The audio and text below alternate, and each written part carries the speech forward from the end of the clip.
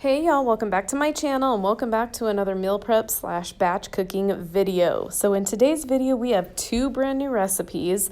Don't forget, any of the recipes that I feature here that I do have a link for will be in the description box below. For one, I always like to give credit where credit is due, and another, I like to give you guys right at your fingertips the directions, the measurements, the whole 9 yards. So if you see a recipe that you like, go down there and check and see if there's a link for it so that way you can go follow it step by step. So I hope you guys are going to stick around, get comfy, and let's get in the kitchen and let's get to cooking. So this week we're going to start out with some boiled eggs. I haven't made boiled eggs in a hot minute, but I always make my boiled eggs in the Instant Pot. I just set them on the egg setting and I cook mine for around 4 minutes. If you don't want to cook yours quite so long, you could do them for 2 or 3 minutes depending on how well done you like your eggs. And then I always get an ice bath ready for when they are finished. As soon as they are done in that 4 minutes, I do a quick release and I put them in an ice bath for 5 minutes. The shells will literally fall off of these eggs. I put some of them in a bowl and then the others I set aside because I am going to do a separate recipe.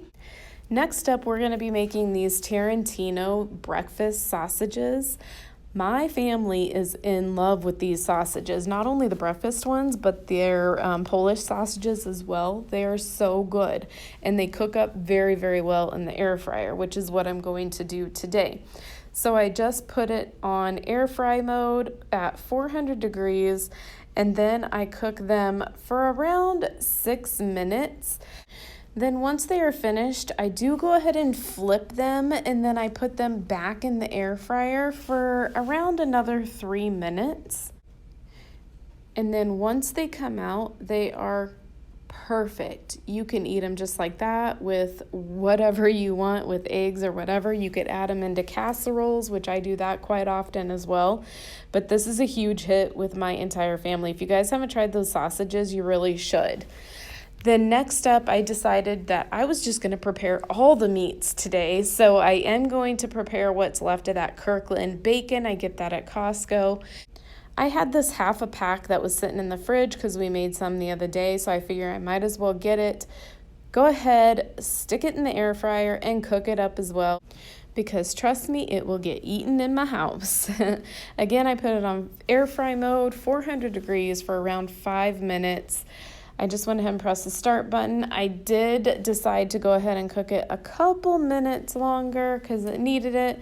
So after it was finished, that's what it looked like. It was so good. It was perfect. It was nice and crispy, but not too well done. And that is exactly how we like it in our household. Next up, I decided to make just a small batch of egg salad for Oscar. It's been a while since I've made it and it sounded good, so I decided to make that for him. I just took 3 eggs, took my egg slicer. That thing is amazing. If you guys don't have one, you should snag one up. I'm pretty sure you can buy one just about anywhere. Check your local Walmart, whatever. But I put 3 eggs in there, some mayonnaise, some mustard. We're keeping it simple, a little bit of salt, a little bit of pepper, and I am gonna go in with everything but the bagel seasoning because that stuff just makes everything better. And then we're just gonna stir that up, and that is how simple we are going to keep it. You could doctor it up plenty more, but I just kept it simple. Then I'm also gonna prepare some bacon and chicken salad for him as well, just so he can have a little bit of variation during the week. I just took the 1 can of chicken that you saw there. I got that at Sam's Club. I took around 3 pieces of bacon. I just kind of took my fork and, mixed everything together. Added some salt. We're also going to go in with a little bit of pepper. Again, keeping it simple. Mayonnaise, mustard. I stirred that up, and that was literally how simple I kept it. And either way, Oscar loved both of those. Like I said, you could doctor these up so much more, but there's sometimes you just want to keep things super simple and easy. Next up, we're going to make some chili, and we are going to load that up with tons of veggies and delicious, healthy stuff. And that is some seasoning that I made. It's chili seasoning. I made it homemade. I'll be sure to link that in the description box below so that way you guys can check it out. But I ended up using almost that entire thing. That right there is 3 pounds of ground beef. So yes, we are making a ton of chili. So I'm going to make it in my Instant Pot.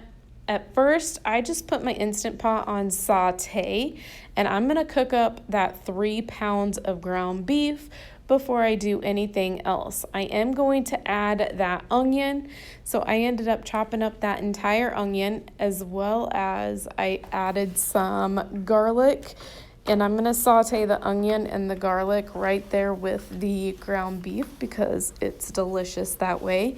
Went ahead and cut up all of my peppers, and now I'm just going to open up my cans with my Kitchen Mama gadget there that they sent me. That will be linked in the description box below. No, I'm not affiliated, but it's just a cool little gadget that they sent me, and let me try it out, and I really do love that thing, and I appreciate them sending it to me. So I'm opening all these cans. Again, we're going to be using 3 cans of Rotel. So I'm going to dump in all of those peppers that I chopped up, all 3 cans of Rotel. We're going to be throwing in there 1 can of green chilies, 1 can of jalapenos. Getting better and better, y'all. 2 pretty large handfuls of spinach. And we are going to go in with, I started out with 2 cups of beef broth. I ended up adding 1 more, and then I added most of that bag of chili seasoning. You go in with as much chili seasoning as you prefer. I feel like that really is to taste. Obviously, put your Instant Pot on sealing, put it on manual, and I cooked that for only 10 minutes, and it was done. That's why I love that Instant Pot. It cooks things so quickly, and it's delicious. Look at that hearty goodness. And if you don't like it to be that liquidy, you could always drain your Rotel as well, so that way it's not quite that juicy, but I personally like it that way. Next up, we are going to be making some chicken wings. This is going to be salt and vinegar chicken wings. This is a brand new recipe. It'll be linked in the description box below. I'm just going to coat them with avocado oil, a little bit of Himalayan salt, and garlic and onion powder. And then we're just going to give it a good mix. So I'm just going to go ahead and give you a little bit of a review on this. I personally did not think that it had enough salt and vinegar taste, to be honest with you. I honestly am on the lookout for a good salt and vinegar rub. So if you guys know of one, then definitely let me know in the comments below, because I'm super interested and I really want to find some. But I did cook these in the air fryer. We're just going to put it on air fry mode at 360 degrees. And the first time we cooked them, we're going to cook them for around 25 minutes. And then once they are finished, we are just going to turn them over and we're going to put them back in the air fryer. But this time we're going to put them in the air fryer at 400 degrees for only about 5 minutes. Then you're going to want to prepare the apple cider vinegar. So that is 1/4 cup of apple cider vinegar. And then I did put in there a little bit more of the Himalayan salt. Again, in my personal opinion, you just kind of put them in there and then you soak them in the apple cider vinegar. Maybe it needs like the malt vinegar. It didn't have a vinegary taste to it, to be honest with you. It just tasted like kind of like plain chicken wings, in my opinion. So like I said, I'm definitely looking for a rub. So any rub ideas, definitely let me know. We're going to put them back in the air fryer at 400 degrees for another 5 minutes. Let those babies crisp up. But even though they did not have that vinegar taste I was looking for, they were still delicious. I mean, they're wings, for goodness sake. All right, so this next recipe is keto cream cheese coffee cake. A lot of you guys were pretty excited for this recipe. So that is all the ingredients that you're going to need. It is kind of a lot of ingredients, but it's all pretty much ingredients that, I don't know, most of it, a lot of people probably already have on hand. So I don't have the exact measurements to this recipe right in front of me, but I am going to leave the recipe in the description box below so that way you can get the exact measurements and instructions right down below. But I'm putting in there almond flour, coconut flour, shredded coconut. It said to use pecans. We used walnuts because we didn't have pecans. That is swerve brown sugar, plenty of cinnamon. We are going to go in with some Himalayan salt, and it does take some butter. This here, what we are making is the topping to this recipe.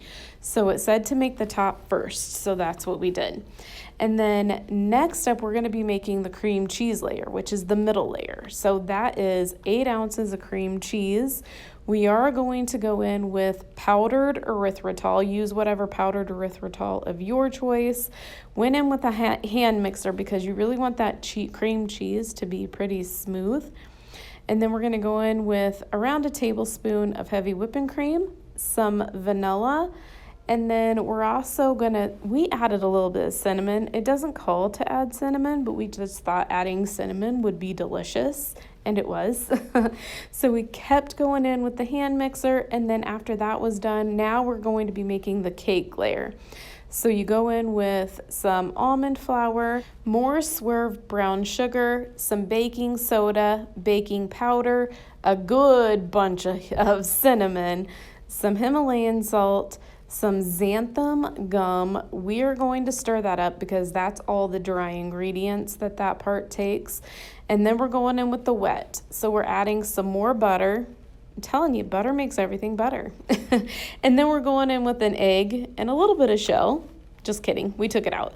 Sour cream, and then we were trying to help each other, and you know, that's what happens. We make a mess of ourselves. Another egg.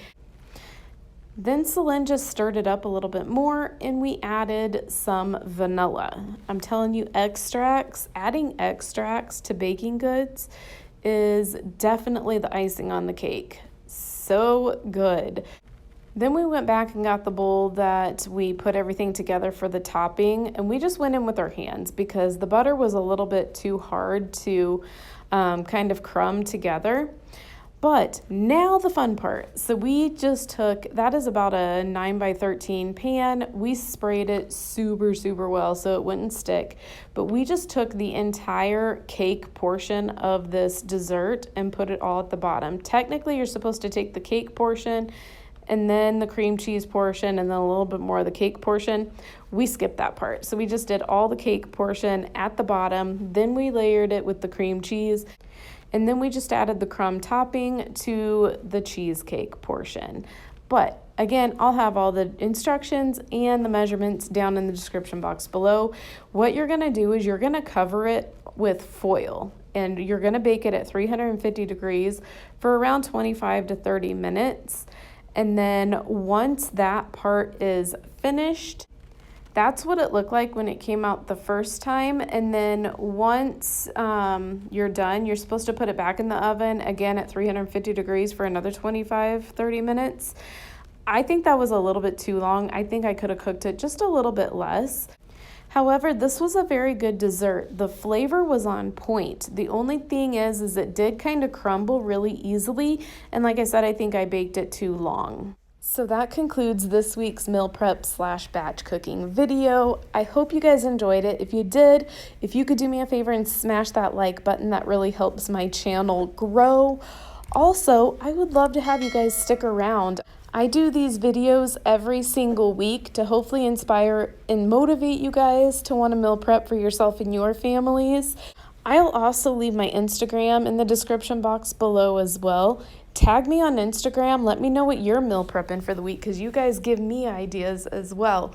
But for now, I think that's all I have for you guys. I'm praying for you, your family, and your country. Thank you so much for watching. I appreciate every single one of you guys, and don't forget to go out there and make today even better than yesterday, and I'll talk to you in my next video. Bye. On my own, but I don't know why you hit the road, but you don't realize I won't look back when you're around. I won't think twice when you're